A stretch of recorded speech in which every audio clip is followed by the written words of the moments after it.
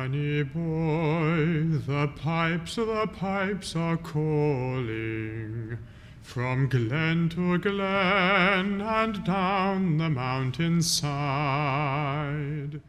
Hello, I'm James Newby. I'm a baritone from the UK.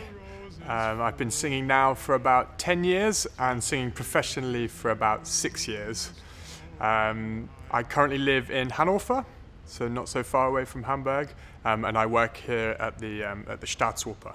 It's my first time backstage in the Elbphilharmonie. I've been a couple of times as a tourist, just looking around Hamburg, and it's so striking how the position of it and the right on the river, and it sort of feels like a central hub of Hamburg now. And sort of first time I came was probably like 6 or 7 months ago, but I knew I was coming to sing, and it was that feeling of like, wow, that's kind of awesome that I'm going to get to perform in there.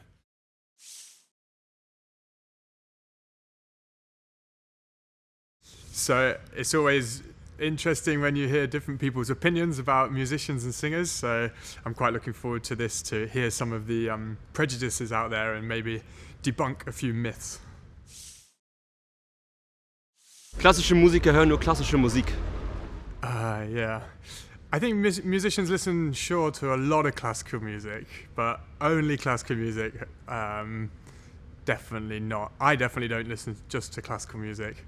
I like quite a lot of rap music, quite like the words and the storytelling thing, which is the same for the classical music side of singing as well, but so stuff like Eminem and Dave, and then yeah, I think musicians appreciate music, so they appreciate all different types of music. Ich glaube, dass Sänger immer einen Schal tragen und heiße Zitrone trinken. That's a good one. Well, it's true that singers definitely have to be careful with their voice, and obviously we're carrying it around all the time, so you know, when the weather's awful and things, singers do often wear scarves and drink tea to keep everything lubricated. I personally don't own a scarf, but there are many singers that do. But you know, it's personal preference how you have to feel comfortable. You've got to go and perform at the end of the day, so if you feel like a scarf helps, then that's great. Also Musiker haben doch im Alltag überhaupt keinen Plan. Die können nicht mal eine Glühbirne einschrauben. Well, obviously I can only speak for myself, but I am pretty bad at DIY and doing stuff at home. I'm sure there are many musicians out there that are very, very good at changing light bulbs and doing other stuff, but yeah, I just moved house and had to install a kitchen, and that was pretty traumatic actually, but it works, so I suppose we're not that bad. Ich denke, der Lohn des Künstlers ist der Applaus. Yeah, obviously the audience reaction is one of the best parts of our job, like the applause and the sort of connecting with humans and bringing music to people is probably one of the best parts of the job. But luckily we also get paid in some money as well, so that we can, you know, eat and pay the rent and stuff. So yeah, the applause is great, but money occasionally helps.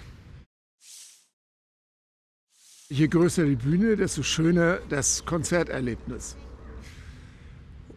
Yeah, that's definitely not true. But the biggest stages are obviously great. It's cool here in Hamburg, huh? Because you've got a big one and a small one. But there's so many small venues. The intimacy, especially with chamber music and song singing stuff, then the intimacy of it can make it even more special. So places like the Wigmore Hall, which I've sung at a lot, I mean, that seats, I'm not sure, but less than 1,000. It's a very small venue, and the intimacy of it is such a special place. So there are some big halls like the Carnegie Hall, which is awesome, and maybe when you get really famous you start playing stadiums, but the small halls are just as great. Der ist aber begabt. Yeah, gifted, and the other one is lucky, huh? He's so lucky. Those two, I'm sure, are so difficult to hear for musicians and singers and stuff. Yeah, I mean, you can be gifted and it gets you so far, but it's the hard work and everything else that goes into it, which really gives you a career. So yeah, being gifted is good, but hard work and you know, perseverance is just as good. Für Sänger ist das ganze Leben eine Bühne. I mean, when you're performing, there is it attracts a certain type of personality, perhaps sometimes, especially soloists and things. You have to, I suppose, believe that you have something that other people want to watch. So that can perhaps attract a sort of diva mentality for some people, but it's very rare. And especially in this day and age now, you know, this sort of age of the diva is slightly past, and it's more important to be a great colleague and a nice person. And it's like any colleague, you want to get on together, and when you get on with each other and people, then you usually make better music. So yeah, I'm sure there are some people still that think the world is their stage, but on the whole, we keep it to the concert halls. Also ich glaube, jeder Musiker hat bestimmte Rituale, die er vorm Auftritt durchführt. Yeah, that's a good one actually. I think I'm probably a little bit superstitious. I have a kind of hour-long routine which I do before concerts, which sort of involves warming up, and I like to put my suit on in a certain way and all those little things. So for myself, yeah, I suppose I am a little bit superstitious.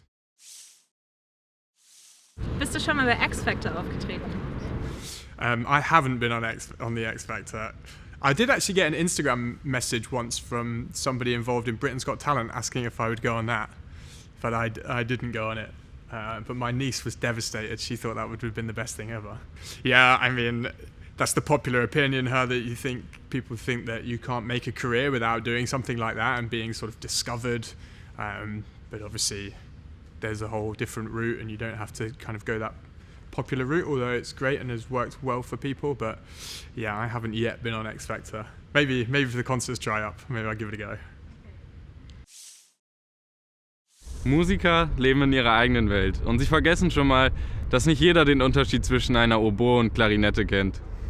Yeah, that is a big one actually. That is very true, that musicians can forget that people aren't as educated in classical music as people assume. That's definitely true.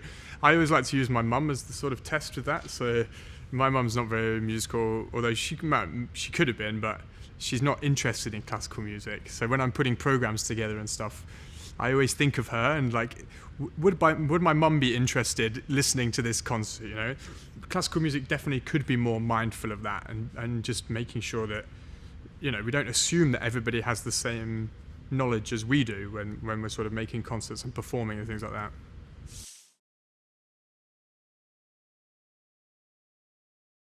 I suppose I came into it sort of very, very optimistic, and then, you know, you start to find different things hard. I find, as much as I love the travelling, sometimes I find being away from loved ones difficult, and the pressure I found, like, as you sort of get bigger gigs or whatever, then the pressure really ramps up, and so I find that difficult to manage sometimes. You do feel like there's a real burden sometimes. You don't notice it that much, and then you do a concert and there's sort of weight of relief that you've remembered all the words or made it on time, or, you know, all these different things. So I definitely have felt the pressure in that sense, and I kind of knew that was going to be the case, but it was an interesting thing to discover.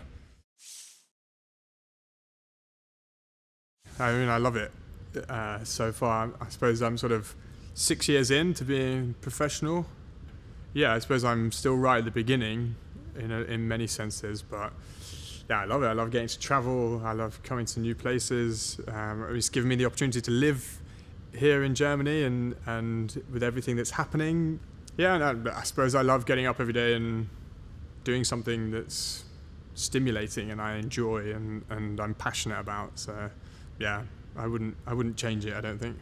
Quite enjoyed hearing the different ideas from people and a few of the prejudices that we've sort of encountered, and I hope that maybe I could help to sort a few of those out and give my side of the story a bit to some of the things that people might think about singers and musicians.